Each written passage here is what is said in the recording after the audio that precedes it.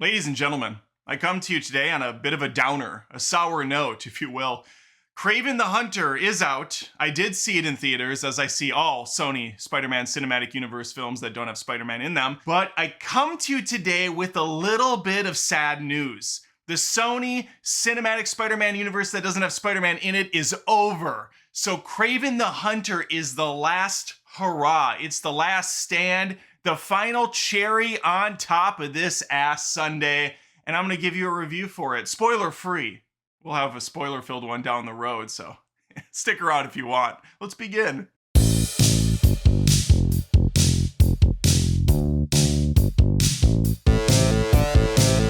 Kraven the Hunter. Let there be Kraven. Kind of had mixed reviews from people early on saying, hey, there's reshoots, things aren't looking good from the test audiences. This is part of that Sony universe. You know, these are the people that made Madam Web and Morbin Time. So we might have an issue or two with this film, but they got it done, damn it.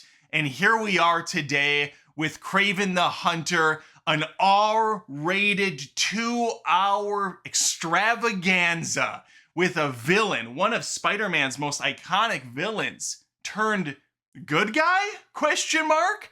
It's hard to know with these villain films where they're anti-heroes or they're leading into something that they'll never lead into because it's been canceled. But for now, we have this to work with. And oh my God, is it a treat on all the senses. I'm not going to go through the plot. That's where the spoiler video comes in. So subscribe if you want to hear that down the road. It'll be a fun time, I assure you. But for now, let's just get the bases covered.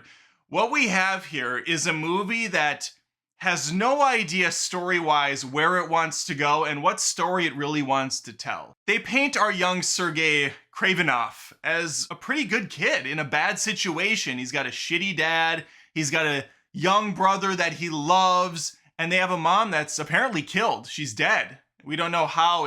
It's not gonna go into details. That's for the next movie that they're not gonna make. But the dad's big into hunting. His name's Nikolai, and he's played by Russell Crowe. The very same Russell Crowe that starred in the Dark Universe movie and also the final movie from the Dark Universe. He has now closed down 2 universe films. The Sony Spider-Man Cinematic Universe that doesn't have Spider-Man in it, and the Dark Universe by Universal Studios about all the monsters in that Mummy movie.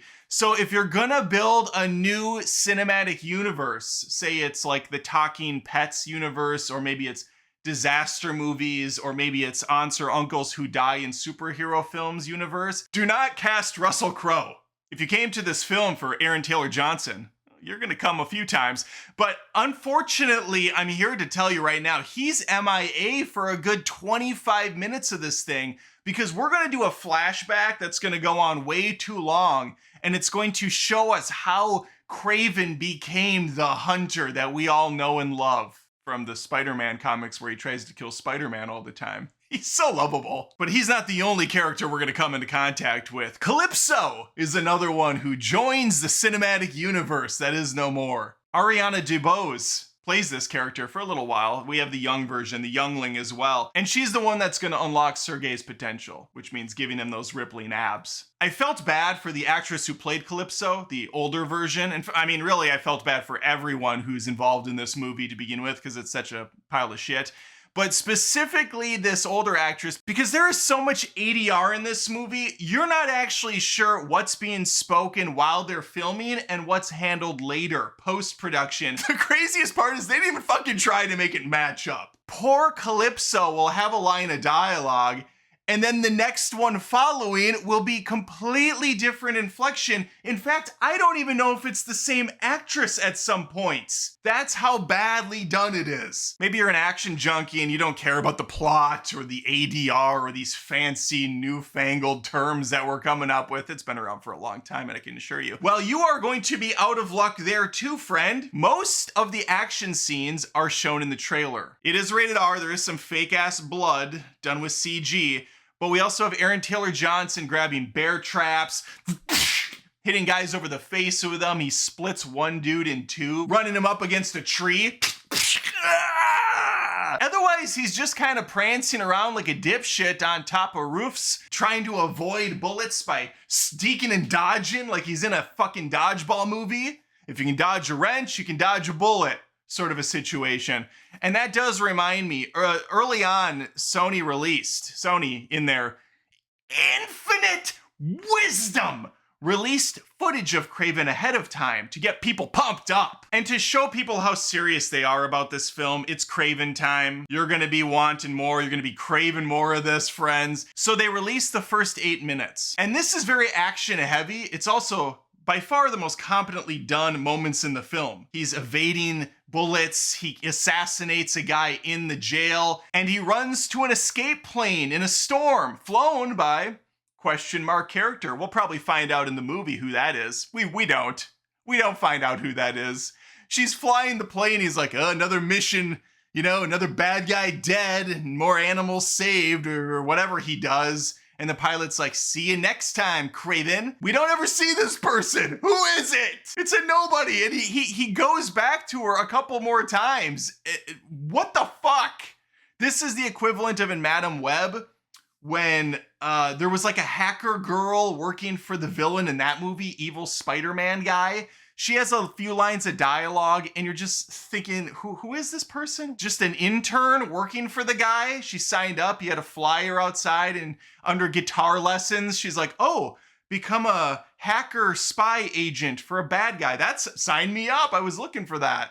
That's actually what my college thesis was written about. Anyway, I actually watched and reviewed that early, and I thought, wow, this might actually be a competently made, all right film, based on these 7 or 8 minutes that we got. Although even while watching and breaking that down, I did think, and I said this in my video, wow, I can guarantee you there's some stuff cut out of this because it's not lining up. He's there, then he warps away. None of the guards chase after him. Apparently they don't own a snowmobile or a vehicle that can drive into the winter wonderland.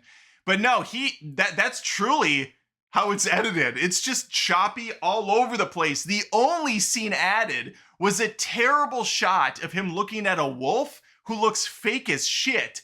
And the wolf is like, see you next time, Kraven. Skidit-deet-deet-deet. It didn't need to be in the movie. It shouldn't have been in the movie. But that's just one of the many moments where you see CG animals and you're thinking, wow, we've sure come a long way since Davy Jones in the Pirates of the Caribbean films, or even Optimus Prime in the first Transformers movies. How do they look so much better still than this trash? I'm watching a stampede of buffalo like it's out of a fucking Spirit animated movie from 1999 or whatever. It looks awful. And I suppose that leads me to address the rhino in the room, which is Rhino. You see him in the trailer, he's teased. I didn't realize he was going to be the primary villain here, which he is. I won't say much about it other than, oh my God, it looks really, really bad. People thinking that they were doing comic true or animated true or whatever. I don't follow this crap well enough, but I'm pretty sure Rhino originally was a guy in a suit. You might be disappointed. Just leave it at that. So what's the story here? What's the plot all about? Well, Kraven is on a mission to kill bad guys that are poaching animals, just all around trash individuals that hunt wildlife for sport and nothing else, because he ran away from his home after being berated and abused by his father verbally for many, many years. He abandoned his brother, of course, a brother who loves him, respects him, and that's reciprocated. They have a very good, close, tight-knit friendship. But yeah, he bails on him. Why?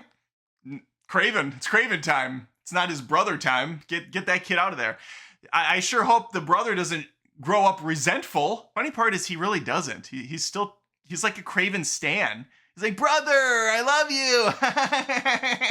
Kraven can do no wrong. There's a scene where he pops out of the bathroom as his brother's leaving the shower to give him a peekaboo. Like, could you imagine you're in your place alone, you're showering, maybe, rubbing one out really quick, just for fun, and you get out of the shower and your freaking jacked psychotic brother is there who you barely ever talk to.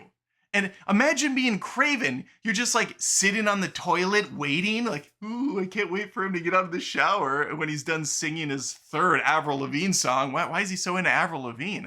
Whatever, she's fine. She has a lot of good music. Like, what is he doing?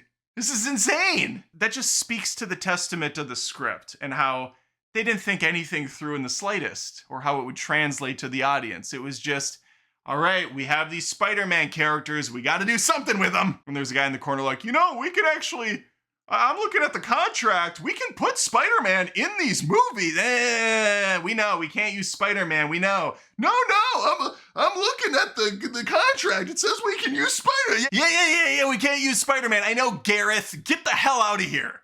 We wouldn't have ourselves a Sony Spider-Man cinematic universe without Spider-Man in it unless we set this thing up properly with a couple cliffhangers and teases of what's never to come again. And yes, we get that in Kraven. I won't spoil it because I know you're rushing out to see it. You probably already have twice, so this is all old information. But yeah, we're going to get some really awkward setups in the last 10 minutes. It's fantastic. Truly, everything in the final 10 minutes, I shouldn't say I was laughing out loud in the theater. That would be rude for the 4 other people watching in silence. I was holding in the laughter. Like, this is so stupid. They're not going to do this, are they? They're not going to, oh, they did it. They did it. It's just a treat. It really is just a treat. Now, you might watch other YouTube channels, other reviews out there. You might find folks that do the fake outrage over this not being good, or like truly they're pissed off at the movie. I gotta tell you, I don't believe that. If there's people that are actually upset that Kraven the Hunter, set in this dumbass universe that hasn't come out with a single good movie yet, and shows that they don't give a shit about the film, and even announced before this movie released that they were done with this universe for a while, which probably means forever. How do you go into this expecting some sort of a brilliant work? You think this is gonna be the next Christopher Nolan Batman movie? You thinking this is gonna have like a James Gunn feel to it, or something that has an identity? No, there's no identity here. These are so embarrassing. And so yeah, I went into Kraven hoping kind of for the worst. And to be honest, I got exactly what I was hoping for, and a little bit more. I truly thought when they released that 8 minutes, oh no, we might actually have a decently made action movie here. I wasn't expecting high art. I just thought, oh man, wow, this is almost a shame that they put some effort into this one. Thankfully, I was wrong. I was duped a little bit. This is not a good movie by any stretch of the imagination. Action-wise, the music, I'm not even sure what the music was in this. Oh God, I almost forgot. His brother sings, that's like his thing, and it leads into something more later, but he's a singer, and he has his own lounge where he sings at, and apparently all of the music is 10 seconds long. He'll be starting a song like, "It's not unusual to be in love." Thank you guys very much. Thank you. I'm not even joking. He has songs that last for 7 seconds. There's seriously so much more I want to talk about, but I'm gonna keep it there. I'm gonna lock it up, throw away the key, sort of a thing, and I'll be back with a spoiler video not too long down the road. So definitely subscribe if you want to hear those thoughts. Please think of liking the video, leaving a comment, letting me know your thoughts about Kraven the Hunter and this entire Sony cinematic Spider-Man universe that doesn't have Spider-Man in it. What your thoughts are, if you're pouring one out for Venom, for Morbin Time, for Pepsi Web, any of the crew that's come and gone. If you love what I'm doing and you're thinking of giving a nice little gift for the holidays, you can leave a super thanks right under this video, or you can become a member on Patreon at patreon.com/AdamDoesMovies. I have several gifts for you every month if you sign up there. Depending on your tier level, there's different perks. Exclusive movie reviews monthly, vlogs every month with my family, plus cringe episodes. There's an episode of The Cringe, which is a satirical show I do every single month, and you've got a Cringe Miss coming up. So definitely check that out if you can, and hopefully I catch you next time.